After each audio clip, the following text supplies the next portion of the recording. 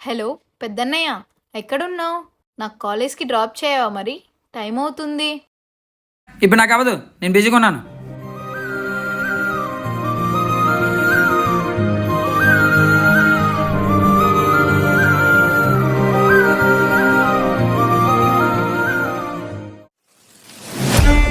నా phone charger ఎవరు తీశారు? అమ్మో నిన్నే!